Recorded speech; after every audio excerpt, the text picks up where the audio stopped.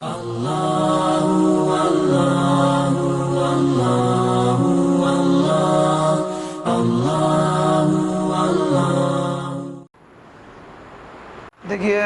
اظہر صاحب کا جو سوال ہے سفر کی نماز کے تعلق سے ہے کہ سفر شرعی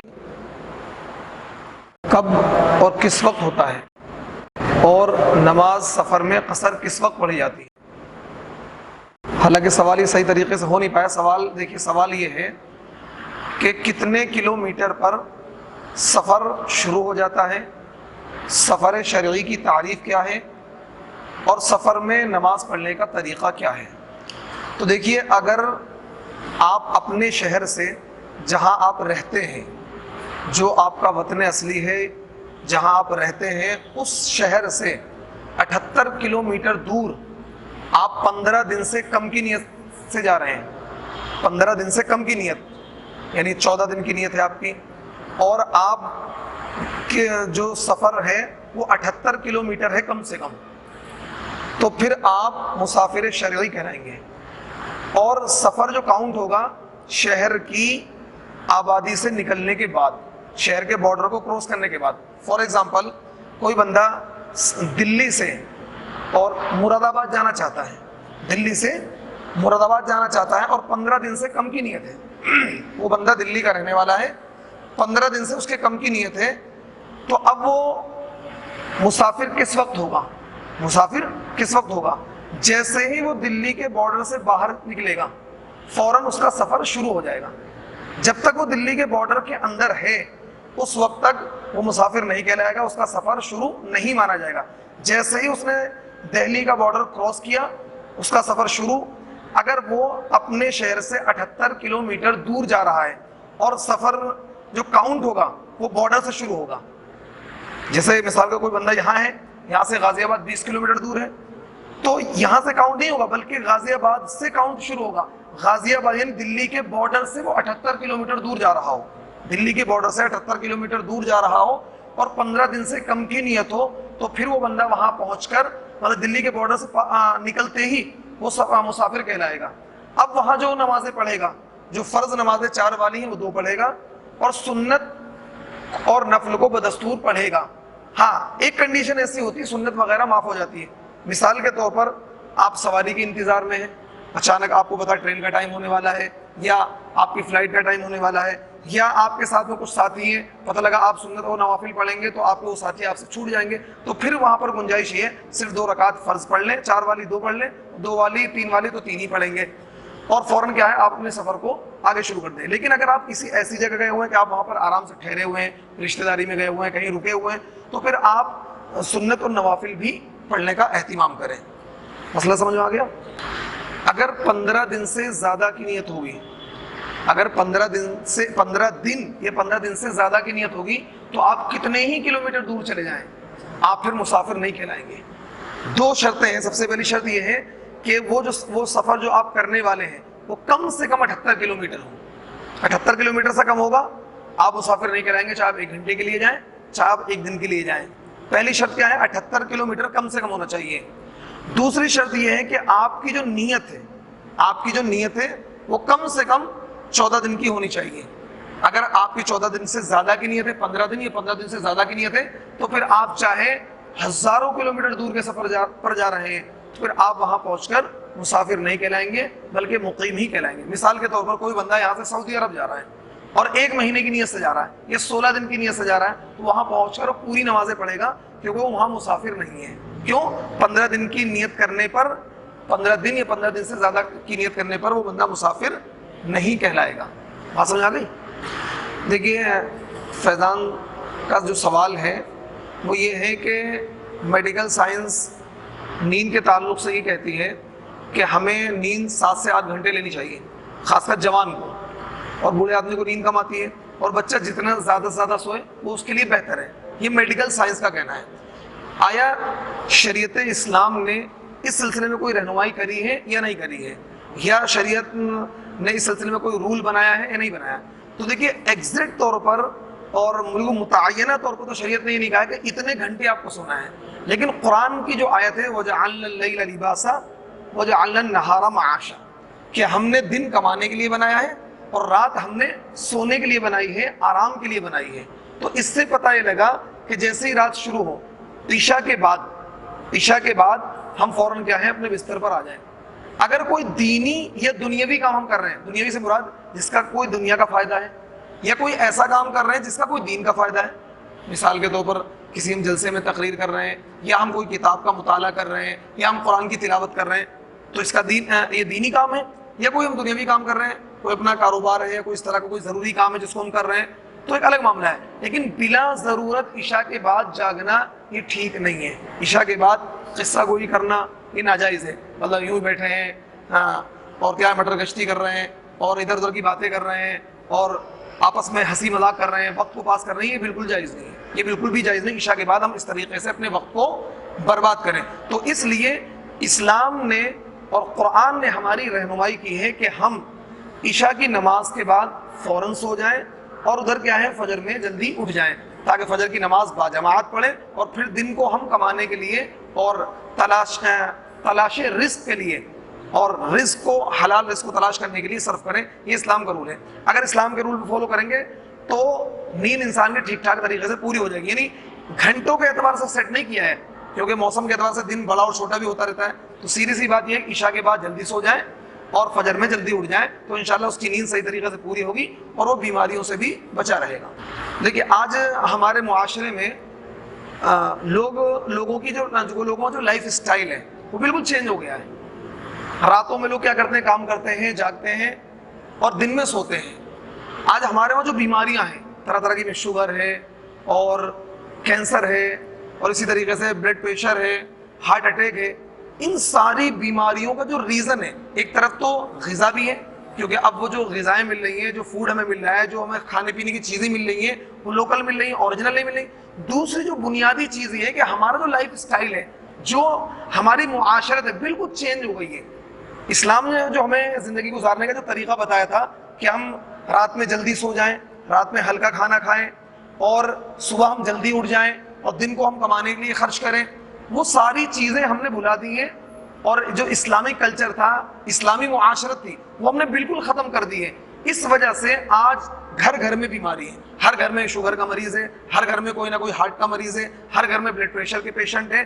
تو اس کی جو بنیادی وجہ ہے وہ یہ کہ ہمارا لائف اسٹائل چینج ہو گیا ہے۔ یہ وجہ ہے، اگر ہمارے وہی لائف اسٹائل آ جائے جو نبی علیہ الصلوۃ والسلام نے ہمیں سکھایا ہے، یا جو قرآن کی تعلیم ہے، رات میں جلدی سونا، صبح جلدی اٹھنا، دن میں کمانا، رات میں سونا، تو اگر ہم اسی طریقے پر آ جائیں جو نیچر ہے، جو نیچرل ہے، تو پھر کیا ہے بیماریاں ہم سے دور چلی جائیں گی۔ تو اس وجہ سے ہمیں چاہیے کہ ہم اسلامی رول کو فالو کریں اور قرآن کی اس آیت پر عمل کریں، وَجَعَلْنَا اللَّيْلَ لِبَاسًا وَجَعَلْنَا النَّهَارَ مَعَاشًا، دن میں ہم کمائیں اور رات میں ہم جلدی سو جائیں۔ عبد الرحمن نے جو سوال کیا ہے وہ سوال یہ ہے کہ رمضان میں شہر دہلی میں عام طور پر یہ دیکھا جاتا ہے، یہ ماحول بن جاتا ہے، حالانکہ اس پر ایک ویڈیو میں ڈال چکا ہوں اس سوال کے جواب میں، لیکن پھر بھی اس سوال کا میں جواب دیتا ہوں۔ رمضان میں ایسا ہوتا ہے کہ رمضان کی راتوں میں لڑکے لڑکیاں بچے بچیاں بیڈمنٹن کرکٹ کھیلنے لگتے ہیں، اور کچھ لوگ کیا کرتے ہیں سحری کھا کر اور بیڈمنٹن کھیلتے ہیں، کرکٹ کھیلتے ہیں۔ حالانکہ رمضان کا مہینہ جو ہے عبادت کا مہینہ ہے، ہونا تو یہ چاہیے کہ ہم دوسری جو اہم مصروفیات ہیں، کاروباری مصروفیات ہیں، ان کو بھی تھوڑا سا ہلکا کر دیں اور رمضان کا زیادہ سے زیادہ وقت ہم عبادت میں خرچ کریں، اللہ ذکر کریں، تلاوت کریں۔ لیکن اس کے اپوزٹ کرتے ہیں، یہ بالکل غلط ہے، یہ بالکل غلط ہے کہ رمضان کے مہینے کو ہم کھیل کی نظر کر دیتے ہیں، اور رمضان کے مہینے میں ہم کھیل کود شروع کر دیتے ہیں، بیڈمنٹن اور کرکٹ اور گیم اور لوڈو اس طرح کی حرکتیں شروع کر دیتے ہیں۔ حالانکہ یہ بہت بڑی بدقسمتی کی بات ہے، پورے سال ہم نہیں کھیلتے، پورے سال میں بچوں کو نہیں دیکھتا ہوں کھیلتا ہوا، لیکن رمضان شروع ہوتے ہی لڑکے لڑکیاں جوان لڑکے اور چھوٹے بچے گلیوں میں کودنے پھرنے لگتے ہیں اور رمضان کی راتوں کو اس طریقے سے برباد کرتے ہیں۔ تو یہ کہیں نہ کہیں شیطانی دھوکہ ہے، اور اس سے ہمیں بچنا چاہیے اور اپنے معاشرے کو ہمیں بچانا چاہیے کہ رمضان کی جو راتیں ہیں اور جو رمضان کے دن ہیں ان میں زیادہ سے زیادہ ہم کوشش کریں قرآن کی تلاوت کریں، ذکر کریں اور گناہوں سے بچیں اور اللہ کی عبادت کریں، ذکر و اذکار کریں اور فضول باتوں سے ہم بچیں۔ دیکھیے یہ سوال جو فیضان صاحب نے کیا ہے کہ وہ کون سی چیزیں ہیں یا وہ کون سی کنڈیشنز ہیں یا کون سے الفاظ ہیں کہ جن کے بولنے سے یا ان کاموں کے کرنے سے کوئی بندہ ایمان سے خارج ہو جاتا ہے. تو ایک ہی بہت ہی مطلب سوال تو بہت چھوٹا تھا لیکن اس کا جواب بہت لمبا ہے. لیکن اجمالی طور پر ان شارٹ میں اس کا جواب دے رہا ہوں کہ دیکھیے شریعت کے ادنا سے ادنا مسئلے کا یا ادنا سے ادنا سنت کا مذاق اڑانا، شریعت کے ادنا سے ادنا مسئلے کا سنت کا مذاق اڑانا، یہ انسان کو دائرہ ایمان سے خارج کر دیتا ہے. مثال کے طور پر کوئی انسان کسی کی داڑھی کا مذاق اڑائے، کوئی انسان کسی کی داڑھی کا مذاق اڑائے، یہ داڑھی کیا ہے بڑی بیکار لگ رہی ہے، یہ شیخ چلی کی طرح داڑھی لگ رہی ہے. تو یہ داڑھی کا مذاق اڑانا یہ اس بندے کو جس نے داڑھی کا مذاق اڑایا ہے اس طریقے سے کہ بھائی داڑھی تو شیخ چلی والی لگ رہی ہے، بھائی داڑھی تو تمہاری بڑی بیکار لگ رہی ہے، بڑی بری لگ رہی ہے، تو اس نے اس سنت کا مذاق اڑایا. ایک بندہ داڑھی نہیں رکھ رہا گناہگار ہے، لیکن ایک بندہ وہ ہے کہ داڑھی کا مذاق اڑا رہا ہے، تو وہ بندہ دائرہ ایمان سے خارج ہو جائے گا. دائرہ ایمان سے خارج ہو جائے گا، اسے دوبارہ کلمہ پڑھنا پڑے گا اور دوبارہ اسے نکاح پڑھوانا پڑے گا. اسی طریقے سے شریعت کے جو فرائض ہیں ان کا انکار کر دینا، کوئی بندہ نماز کا انکار کر دے، کوئی بندہ قرآن کا انکار کر دے یا قرآن کی کسی آیت کا انکار کر دے، یعنی وہ چیز جس کا ثبوت یقینی طور پر ہے، صحیح حدیث سے ہے یا قرآن کی آیتوں سے جس چیز کا ثبوت ہے اس کا انکار کر دینا، یا دین کے جو پلرز ہیں، دین کی جو ستون ہیں ان کا انکار کرنا. مثال کے طور پر اللہ کے وجود کا انکار کر دینا، نبی علیہ السلام کی رسالت کا انکار کر دینا، قرآن کے اللہ کا کلام ہونے سے انکار کر دینا، یا قرآن کی کسی آیت کا انکار کر دینا، یا نماز کا انکار کر دینا، یا زکوٰۃ کا انکار کر دینا، حج کا انکار کر دینا. تو یہ کیا ہے؟ انسان کو دائرہ ایمان سے یہ عمل خارج کر دے گا، وہ بندہ ایمان سے باہر ہو جائے گا. تو دیکھو دو چیزیں ہوتی ہیں، ایک ہوتا ہے کسی چیز کو نہ کرنا، ایک ہوتا ہے کسی چیز کو نہ کرنا، اور ایک یہ ہوتا ہے کسی چیز کا انکار کرنا. ایک بندہ زکوٰۃ ادا نہیں کرتا ہے گناہ گار ہے، ایک بندہ نماز نہیں پڑھتا گناہ گار ہے. لیکن ایک بندہ وہ ہے جو نماز کا انکار کرتا ہے، بھائی نماز کوئی چیز نہیں ہے. ایک بندہ زکوٰۃ کا انکار کرتا ہے، زکوٰۃ کوئی چیز نہیں ہے. ایک بندہ حج کا انکار کرتا ہے، کوئی چیز نہیں ہے. تو نہ کرنا، کسی چیز کا نہ کرنا یہ گناہ کا سبب ہے. ایسا بندہ گناہ گار ہوگا، نماز نہیں پڑھ رہا گناہ گار ہے.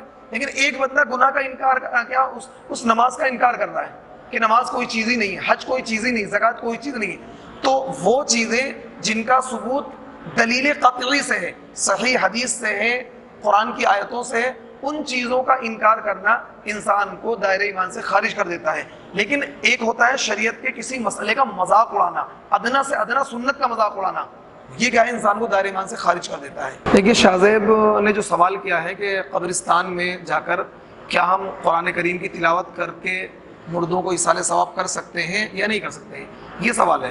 تو دیکھیے اہل سنت والجماعت کا یہ متفقہ فیصلہ ہے جو فقہ کے چاروں امام ہیں کہ آپ قبرستان میں جا کر قرآن پاک کی تلاوت کر سکتے ہیں، اور قرآن پاک کی تلاوت کر کے جو مرحومین ہیں، جو دنیا سے رخصت ہو چکے مومنین ہیں، ان کو آپ اس کا ثواب پہنچا سکتے ہیں. البتہ قبرستان میں نماز نہیں پڑھ سکتے، قبرستان میں نماز نہیں پڑھ سکتے. اور نہ پڑھنے کا جو ریزن ہے وہ یہ ہے کہ اگر آپ قبرستان میں نماز پڑھیں گے تو پھر لوگوں کو شبہ ہوگا بھائی قبروں کو سجدہ کر رہے ہیں، یہ مردوں کو سجدہ کر رہے ہیں، اس لیے قبرستان میں نماز پڑھنا منع ہے. قرآن کی تلاوت وہاں کرنا یا قرآن کی تلاوت کر کے مردوں کو ایصال ثواب کرنا، اس میں کسی طرح کی کوئی قباحت نہیں ہے، یہ عمل جائز ہے اور اس میں کسی طرح کا کوئی گناہ نہیں ہے. آپ کر سکتے ہیں، قرآن کی تلاوت کر کے وہاں ذکر کر کے آپ اپنے مردوں کو ایصال ثواب کر سکتے ہیں. معراج، دیکھیے معراج نے بہت اچھا سوال کیا ہے، اور سوال ان کا یہ ہے کہ نکاح ہونے کے لیے کیا کیا شرطیں ہیں. کیا نکاح کرنے کے لیے ماں باپ کا ہونا ضروری ہے؟ کیا نکاح کے صحیح ہونے کے لیے ماں باپ کی موجودگی ضروری ہے؟ یہ ان کا سوال ہے، اور سوال کی بنیاد یہ ہے. تو دیکھیے نکاح کے صحیح ہونے کے لیے جو شریعت کا ایک رول ہے، جو ضابطہ ہے، جو قانون ہے، وہ یہ ہے کہ نکاح صحیح ہونے کے لیے دو شرطیں ہیں. سب سے پہلی شرط یہ ہے کہ ایجاب، اور دوسری شرط یہ ہے قبول. لڑکی اجازت دے، لڑکا اس کو قبول کر لے. لڑکی اجازت دے دے کہ ہاں جی میں نے آپ سے نکاح کی اجازت دی، لڑکے نے کہا ٹھیک ہے جی میں نے قبول کیا. دوسری چیز یہ ہے کہ دو گواہوں کا موجود ہونا جو اس بات کی شہادت دیں ہاں کہ ہمارے سامنے ان دونوں کا نکاح ہوا تھا، ہمارے سامنے ان دونوں کا نکاح ہوا تھا. یعنی یہ چیزیں واجب کے درجے میں ہے کہ اگر دو گواہ نہیں ہوں گے اور ایجاب اور قبول نہیں ہوگا. اچھا ایجاب اور قبول اس کو ذرا سمجھا دیتا ہوں. عام طور پہ یہ چیز سمجھ میں نہیں آتی ہے ایجاب اور قبول. ایجاب بولتے ہیں فرسٹ کلام کو. فرسٹ کلام کو ایجاب، یعنی جس نے کلام بات کی شروعات کی وہ ایجاب کہلائے گا. فار ایگزامپل لڑکی یہ کہے کہ میں تم سے نکاح کرنا چاہتی ہوں، تو اس کو بولیں گے ایجاب. یا میں نے تم کو اپنے سے نکاح کرنے کی اجازت دی، اس کو کیا بولیں گے ایجاب. لڑکے نے کہا ٹھیک ہے جی میں نے قبول کیا. لڑکے نے کیا کہا؟ میں نے قبول کیا. دو گواہوں کی موجودگی میں یہ معاملہ انجام دیا جا رہا ہے. دو گواہوں کی موجودگی میں یہ معاملہ انجام دیا جا رہا ہے. نکاح ہو گیا. نکاح ہو گیا تو ایجاب کہتے ہیں جس نے فرسٹ کلام کیا ہے. جس نے فرسٹ کلام کیا ہے اس کو ایجاب کہیں گے. اور جس نے سیکنڈ کلام کیا ہے یعنی اس فرسٹ کلام کا جواب دیا ہے وہ قبول کہلاتا ہے.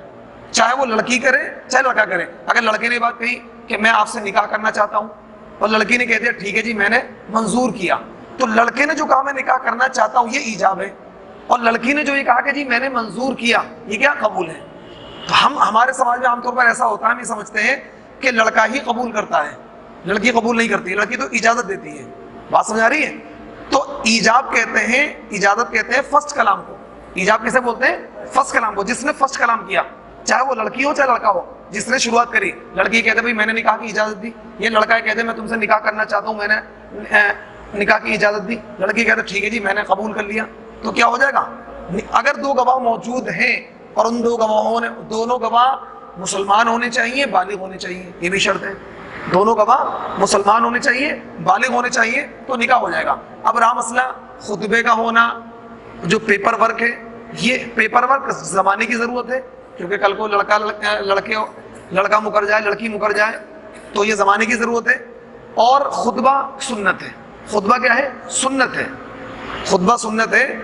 تو اگر خطبہ نہیں ہوا پھر بھی نکاح تو ہو جائے گا، لیکن یہ کیا ہوگا؟ خلاف سنت ہوگا کہ آپ نے خطبے کی سنت کو چھوڑ دیا. تو اس لیے اگر اس طریقے سے نکاح کیا جائے گا نکاح تو ہو جائے گا، لیکن یہ نکاح خلاف سنت ہوگا. تو اس لیے نکاح میں ماں باپ کی موجودگی یا ماں باپ کی اجازت یہ ضروری نہیں ہے. لیکن میری اس بات کا یہ مطلب مت نکالنا کہ بغیر ماں باپ کی مرضی کے آپ جا کے نکاح کر لینا. میری بات، میں تو مسئلہ بتا رہا ہوں، میں شرعی مسئلہ بتا رہا ہوں. اس کا مطلب یہ مت نکالنا یا میری ویڈیو کو دیکھ کر لڑکے کیا کریں، وہی لڑکی کو لے کر گئے اور دو گواہ دوستوں کو لے کر اور نکاح کر لیا. انہوں نے نکاح کر لیا. اس کا یہ مطلب بالکل نہ نکالیں. نکاح کر لیں گے نکاح تو ہو جائے گا. لیکن کبھی لوگ مجھے کمنٹس کرنے بھائی مفتی صاحب آپ نے لڑکوں کو بگاڑ دیا.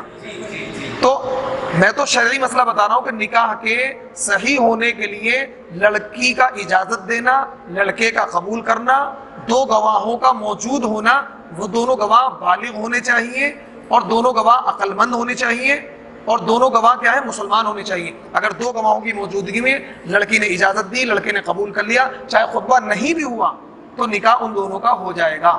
وہ میاں بیوی شرعی طور پر کہلائیں گے. تو اس لیے اس مسئلے کا مس یوز نہ کریں.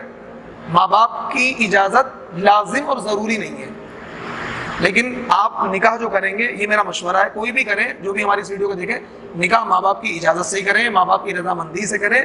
لیکن اگر کسی نے ایسا کر لیا ان کیس تو اس کا نکاح منعقد ہو جائے گا، نکاح صحیح ہو جائے گا.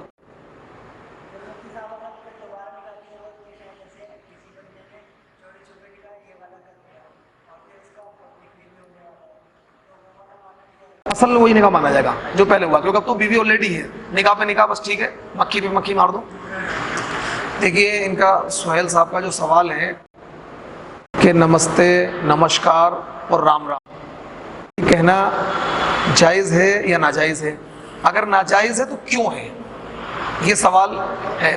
تو دیکھیے نمستے اور نمسکار کے جو معنی آتے ہیں، ہم آپ کے آگے سر جھکاتے ہیں، یہ سنسکرت کا ورڈ ہے. تو یہ ہم بالکل اس کو ادا نہیں کر سکتے. ہم اس کو ادا نہیں کر سکتے کیونکہ مومن کا عقیدہ اللہ پر ہوتا ہے اور ایک مومن صرف اللہ کے آگے سر جھکاتا ہے. ایک مومن صرف اللہ کے آگے سر جھکاتا ہے اور وہ کسی کے آگے سر نہیں جھکاتا ہے. اس لیے نمستے کے الفاظ استعمال کرنا، نمسکار کے الفاظ استعمال کرنا یہ قطعاً جائز نہیں ہے، کیونکہ اس کی میننگ ہے کہ ہم آپ کے آگے سر جھکاتے ہیں، ہم آپ کو نمن کرتے ہیں. اور مسلمان کا سر، مومن کا سر صرف اللہ کے آگے جھکتا ہے، اللہ کے علاوہ کسی کے آگے نہیں جھکتا ہے. دوسری چیز رام رام کہنا. تو دیکھیے رام یہ ایک اوتار ہے، ایک بھگوان ہے، تو ان کا نام لینا یہ جائز نہیں ہے، کیونکہ یہاں پر یہ تعظیم کے طور پر نام لیا جا رہا ہے، تعظیم کے طور پر، کیونکہ جو ہمارے غیر مسلم بھائی ہیں ان کا عقیدہ، ان کا، حالانکہ رام ایک اوتار ہے، بھگوان نہیں ہے، رام ایک اوتار ہے، بھگوان نہیں ہے، لیکن ہمارے غیر مسلم بھائی ان کو بھگوان سمجھتے ہیں، ایشور سمجھتے ہیں، تو اس لیے وہ ان کی تعظیم میں رام رام کہتے ہیں، اور ہم ان کی اس طرح کی تعظیم کریں کہ جس سے مطلب ہمارے کیا ہے، عقیدہ توحید میں مکس اپ نظر آئے، ہم ایسی تعظیم تو صرف اللہ کی کریں گے، ہم ایسی تعظیم تو صرف اللہ کی کریں گے، اللہ کے علاوہ اس طرح کی تعظیم ہم کسی کے نہیں کریں گے، اور ایسی تعظیم کسی اور کی کرنا جس میں کیا ہے، عبادت کا شبہ بھی ہو، جس میں عبادت کا شبہ بھی ہو، وہ جائز نہیں ہے، تو اس لیے رام رام کہنا جائز نہیں ہے، کیونکہ یہ غیر اللہ کی تعظیم ہوگی، اللہ کے علاوہ کی تعظیم ہوگی، اللہ کے علاوہ کی تعظیم کرنا یہ جائز نہیں ہے۔ بالی ووڈ کا گانا، جیسے میک اپ کا مسئلہ ہے نا کہ لیڈیز کے لیے میک اپ کرنا صحیح نہیں ہے، پرفیوم لگانا، لیکن شوہر نے نہیں لگا سکتی ہے، اسی طرح کیا صرف ان کا دل خوش کرنے کے لیے؟ دیکھیے ان کا سوال یہ ہے، کیا اپنی بیوی کا دل خوش کرنے کے لیے اس کو بالی ووڈ کے گانے سنا سکتے ہیں؟ ہاں دیکھیے، اور ان کا سوال ہے، آس محمد کا جو سوال ہے وہ یہ ہے، کیا اپنی بیوی کا دل خوش کرنے کے لیے بالی ووڈ کے ہم گانے ان کو سنا سکتے ہیں؟ جیسا کہ بیوی اپنے شوہر کو خوش کرنے کے لیے میک اپ کرتی ہے، تو دیکھیے میک اپ کیا ہے، میک اپ سے عورت زینت اختیار کرتی ہے، بناؤ سنگار اختیار کرتی ہے، خوبصورتی اختیار کرتی ہے، اپنے اسمارٹنیس اختیار کرتی ہے، تو وہ جائز ہے۔ کیوں؟ عورت کا کام ہے زینت اختیار کرنا، اچھا بن کر دکھانا، تاکہ اس کے شوہر کا دل خوش رہے اور اس کے شوہر کی نگاہ دوسری عورتوں کی طرف نہ جائے، وہ اپنی بیوی کی طرف ہی زیادہ توجہ رکھے۔ اب آ جاتے ہیں میوزک پر، کیونکہ کسی بھی ناجائز کام کے ذریعے سے نہ تو شوہر اپنی بیوی کا دل خوش کرے گا اور نہ ہی بیوی اپنے شوہر کا دل خوش کرے گی۔ فار ایگزامپل، شوہر اپنی بیوی سے کوئی ایسا مطالبہ کرنے لگے، ناجائز مطالبہ کرنے لگے کہ بھئی آپ کو یہ کام کرنا ہے، اور وہ کام ناجائز ہے، وہ کام ناجائز ہے، لیکن شوہر کا اس ناجائز کام سے دل خوش ہوتا ہے، تو پھر بھی بیوی اس کام کو نہیں کرے گی۔ بیوی اس کام کو، مثال کے طور پر شوہر یہ کہنے لگا، بھائی تم میرے ساتھ بغیر پردے کے چلو گی، بغیر نقاب کے میرے ساتھ تم چلو گی، پردہ نہیں کرو گی، تو شوہر کی یہ بات بیوی نہیں مانے گی۔ کیوں؟ پردہ کرنا فرض ہے، واجب ہے، اور پردہ نہ کرنے والی عورت گناہ گار ہے، تو شوہر کو خوش کرنے کے لیے شریعت کا کوئی حکم بیوی نہیں توڑ سکتی ہے، شریعت کا کوئی حکم نہیں توڑ سکتی ہے۔ اسی طریقے سے بیوی کو خوش کرنے کے لیے شوہر بھی شریعت کا کوئی حکم نہیں توڑ سکتا، کیونکہ میوزک اسلام میں حرام ہے، میوزک بجانا، میوزک سننا یہ حرام ہے، گانے گانا، گانے سننا یہ اسلام میں حرام ہے، تو اس لیے میوزک کو اللہ کے نبی ختم کرنے کے لیے آئے تھے۔ اللہ کے نبی نے کہا، میں سارنگی، میوزک، ان کو میں ختم کرنے کے لیے آیا ہوں، آلہ موسیقی کو میں ختم کرنے کے لیے آیا ہوں، تو اللہ کے نبی نے آلہ موسیقی کو، میوزک کو حرام قرار دیا۔ اس وجہ سے کوئی بھی شوہر اپنی بیوی کو خوش کرنے کے لیے، ہو سکتا ہے اس کی بیوی کو بالی ووڈ کے گانے پسند ہو، تو اب بیوی کو خوش کرنے کے لیے بالی ووڈ کے گانے نہ تو گا سکتا ہے اور نہ وہ سنا سکتا ہے، یہ قطعاً جائز نہیں ہوگا۔ اس کا بس رول یاد رکھیں، شوہر اور بیوی جو ہے ایک دوسرے کا دل انہیں خوش کرنا چاہیے۔ بیوی کو چاہیے کہ ایسے کام کرے شوہر کا دل خوش ہو، شوہر کا چاہیے کہ ایسے کام کرے بیوی کا دل خوش ہو، لیکن شریعت کے اصولوں کی پابندی سامنے ہونی چاہیے۔ ایسا نہیں ہوگا کہ شریعت کے حدود کو پار کر جائے اور شریعت کے خلاف کوئی کام کر کے شوہر اپنے بیوی کا دل خوش کرے اور بیوی اپنے شوہر کا دل خوش کرے، یہ قطعاً جائز نہیں ہے۔ دیکھیے شعیب نے جو سوال کیا ہے، کسی مومن کا، مسلمان کا دل توڑنا کیسا ہے؟ دیکھیے کسی بھی مومن کا دل توڑنا یہ ناجائز اور حرام عمل ہے۔ حدیث پاک میں آتا ہے کہ کسی مسلمان کا دل توڑنا ایسا ہے جیسا کہ خانہ کعبہ کو 70 مرتبہ ڈھا دینا، گرا دینا۔ کسی مسلمان کا دل توڑنا ایسا ہے جیسا کہ خانہ کعبہ کو، جو اللہ کا گھر ہے، جو بیت اللہ ہے، اس کو 70 مرتبہ گرانا۔ جس طریقے سے خانہ کعبہ کو 70 مرتبہ گرانے کا گناہ ہے، اسی طریقے سے کسی مسلمان کا دل توڑنا، اس کا دل دکھانا، یہ گناہ ہے۔ لیکن یہاں پر ایک بات کی اور وضاحت کر دوں، دل توڑنا ایک تو یہ ہوتا ہے کہ انسان نے کوئی جائز کام کیا، بندے کا دل ٹوٹ گیا تو یہ دل توڑنا ہی، یعنی تکلیف پہنچا کر دل توڑنا۔ ایک یہ تھا بھائی ہم نے کسی بندے کو غلط کام سے روکا، ہم نے کسی بندے کو غلط کام سے روکا کہ بھائی آپ یہ غلط کام نہ کریں، اس بندے کا دل ٹوٹ گیا تو یہ دل توڑنا نہیں ہوا، یہ دل توڑنا نہیں ہوا۔ ہم نے بھائی شراب نہ پیو، ہم نے کہا بھائی جوا مت کھیلو، ہم نے کہا بھائی نماز پڑھا کرو، ہم نے کہا جھوٹ نہ بولو، اب وہ ناراض ہو گیا، دل ٹوٹنے کا دل ٹوٹ رہا ہے۔ جیسے کہ آج کل کا ماحول ہے، آپ نے کسی جائز کام سے روکا پھر بھی بندے کا دل وہ کیا ہے ناراض ہو گیا، تو یہ دل توڑنے میں شمار نہیں ہوگا، اس کا آپ کو کوئی گناہ نہیں ملے گا۔ فیضان صاحب نے جو سوال کیا ہے وہ یہ ہے کہ کوئی بھی بچہ یتیم کب ہوتا ہے اور یتیم کب کہلاتا ہے، یعنی یتیم کی ڈیفینیشن کیا ہے، یتیم کی تعریف کیا ہے، اور شریعت کی اصطلاح میں یتیم کسے کہتے ہیں؟ بہت اچھا سوال ہے۔ دیکھیے یتیم شریعت کی اصطلاح میں اس بچے کو یا اس بچی کو کہتے ہیں، شریعت کی اصطلاح میں یتیم اس بچے کو یا اس بچی کو کہتے ہیں جس کے باپ کا انتقال ہو گیا ہو اور وہ بچہ یا بچی ابھی نابالغ ہو، ابھی نابالغ ہو تو یتیم کہلائے گا۔ شریعت میں یتیم کی تعریف، یتیم کی ڈیفینیشن یہ ہے کہ جس بچے یا بچی کا باپ مر گیا ہو، اس کے باپ کا انتقال ہو گیا ہو اور وہ بچے ابھی بالغ نہ ہوئے ہوں تو وہ بچے یتیم کہلائیں گے، اور جو بچے بالغ ہو چکے ہوں وہ بچے یتیم نہیں کہلائیں گے۔ لیکن ہمارے معاشرے میں ہر اس شخص کو لوگ یتیم کہنے لگتے ہیں کہ جس کے باپ کا انتقال ہو جاتا ہے، چاہے وہ بچہ مطلب بالغ ہو، اپنے پیروں پر کھڑا ہو، کما رہا ہو، اس کو یتیم کہتے ہیں، حالانکہ ٹھیک نہیں ہے۔ یتیم وہی بچہ ہے کہ جس بچے کا یا بچی کا باپ مر گیا ہو اور وہ بچہ یا بچی ابھی بالغ نہیں ہوئی ہے، وہ بچی بھی بالغ نہیں ہوئی، وہ بچہ بھی بالغ نہیں ہوا ہے، تو کیا یتیم کہلائے گا؟ بالغ ہوتے ہی وہ یتیم نہیں کہلائے گا۔ اگر کسی بچے کی یا بچی کی ماں کا انتقال ہو جاتا ہے تو وہ بچہ یتیم نہیں کہلائے گا، کیونکہ یتیم وہی بچہ کہلائے گا جس کے باپ کا انتقال ہوا ہو اور وہ بچہ بالغ بھی نہ ہوا ہو۔ ماں کے مرنے سے کوئی بچہ یتیم نہیں کہلاتا ہے، لیکن ہمارے معاشرے میں اس بچے کو بھی یتیم کہہ دیا جاتا ہے جس کی ماں کا انتقال ہو گیا ہو، ارے بھائی یہ بچہ یتیم ہے۔ ماں کے مرنے سے کوئی بچہ یتیم نہیں کہلاتا ہے، کیونکہ یتیم وہی بچہ کہلاتا ہے جس کے باپ کا انتقال ہو گیا، کیونکہ باپ کیا ہے؟ بچے کی کفالت کرتا ہے، بچے کے کھلانے پلانے کا، اس کی فائنینشلی پرابلموں کو باپ دور کرتا ہے، تو اس لیے اس کو یتیم کہا جاتا ہے کہ بے سہارا ہو گیا۔ ماں کے مرنے سے بچہ بے سہارا، حالانکہ ماں کے مرنے سے بھی دقتوں کا سامنا ہوتا ہے لیکن بے سہارا نہیں ہوگا، تو اس لیے شریعت کی اصطلاح میں وہ بچہ یتیم نہیں کہلائے گا جس کی ماں کا انتقال ہو گیا، بلکہ صرف باپ کے مرنے سے بچہ یتیم کہلائے گا۔